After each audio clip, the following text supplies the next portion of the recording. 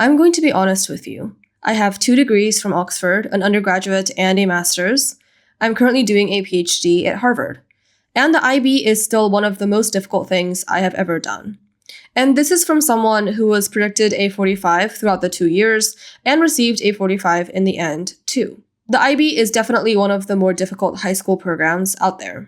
If you have clicked on this, you are probably going to be starting the IB. Or perhaps you've already started, but you want clarity on what it is you've gotten yourself into. Either way, welcome. If you're meeting for the first time, hello, my name is Phoebe. From some background, in the IB, I studied English, history, and geography in the higher level, and maths, biology, and Korean in the standard level. Here is my complete guide to this program. Stick around till the end to hear whether I think the IB is worth it or not. IB structure. The IB structure can seem a little complicated, but it is actually quite simple.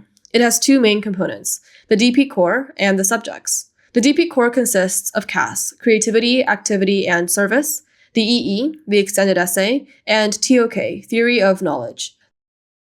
The subjects are divided into 6 subject groups.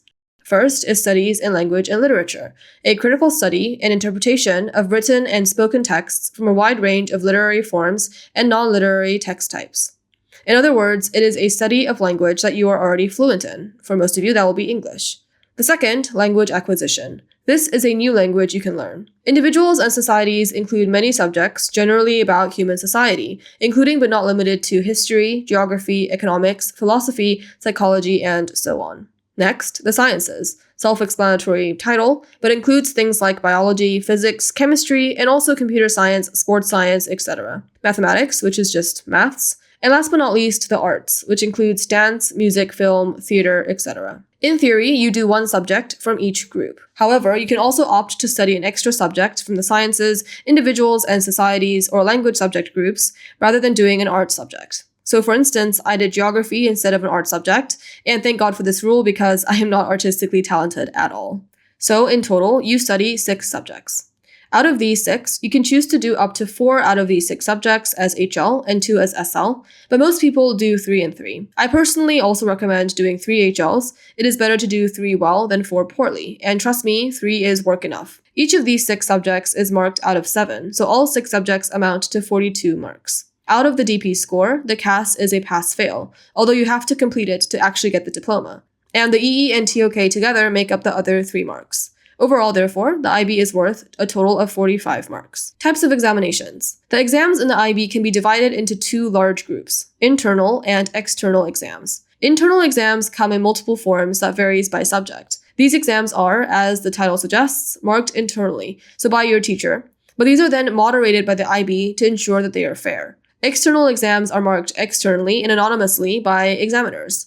Your final IB grade per subject will be some mix of your internal and external exam marks, balanced differently by subject, and then added together to form your final mark. HL and SL. You might have noticed me mentioning something called the higher and standard levels. Essentially, you can take each subject at the standard or higher level, and these levels are primarily differentiated by difficulty and also quantity of content. Typically, at the higher level, you study more stuff in greater depth and therefore sit more exams. The jump in difficulty from standard to higher level is roughly similar across all the subjects, but some subjects are infamous for having a bigger jump than others. For example, physics, maths, English, and history. And as someone who took 2 of these infamous subjects, English and history, I think there's definitely some truth to this, though this does not mean that the other subject HLs are easier by any means. And last but not least, the DP core, the EE, TOK, and CAS. The EE is essentially a mini thesis paper. It emulates the undergraduate thesis you will write later on. The IB describes it as practical preparation for undergraduate research. You are allowed to choose your own topic, and working with one of your teachers as your supervisor, you have to produce a thesis of 4,000 words. This extended essay is then assessed externally, and you receive a mark from A to E. The TOK is perhaps the most philosophical component of the IB. It is to test how deeply you think about the process of learning and knowledge itself. It comprises of 2 parts, the exhibition, which is 8 marks and 33% of your final grade, and a 1,600-word essay, worth 10 marks, or 67% of the final grade. Like the EE, it is graded on a scale from A to E. Then, this mark and the mark you receive for your EE are added together to calculate how many points you get, a maximum of 3 points. This is then added to the marks you receive from your other subjects. So in an ideal world, 6 times 7 plus 3 to make 45 marks. And the CAS. CAS begins with the start of the diploma, and it can be any project or experience you want. It can really be anything you want it to be, as long as you do something towards it. For example, I was already running a charity that raises money for and provides study supplies for schools in my area, even before I started the IB. So I also made that my CAS experience. And it is pass-fail, so you do have to do it to pass, but it is not graded. I have been talking about IB across several platforms now: Instagram, TikTok, and even Reddit. And I've been getting a lot of questions as well from you. Thank you to everyone who has sent me their questions. I answer all of them, including questions like what my studying schedule looked like during the IB, how I studied for English or history HLs, what my EE was about and how I wrote it, etc. That video will go up on my free Patreon, where I share free study resources on IB, IGCSE, university applications, and everything in between, free of charge. Links are in the description below, as are the list of questions that I answer in my video. So, the million-dollar question: was the IB worth it? Yes, but maybe not for the reasons you might think. First, the IB helped me to think across disciplines, doing 6 subjects instead of 3 or 4. And while this can feel overwhelming or even meaningless at times, it really imitates what you'll have to do at university, especially if you're thinking about studying in the US. You might think that at university you only take subjects that you're interested in, but unfortunately that is not the case. You'll have requirements to fill, just like for the IB. It is also nice to stay inquisitive in high school and be able to explore other fields, because it gives you interesting perspectives that helps with your existing interests, but also maybe helps you to find new interests as well that you may have not known about before. From a more practical college or university application point of view, I have heard some people say that universities particularly like the IB program because of how rigorous it is. And while I'm not an admissions officer, I definitely think there's some truth to this. The IB gave me several opportunities, like through the EE or the internal assessments, to help me stand out on my application by doing original research. So for instance, I was able to write my EE and internal assessments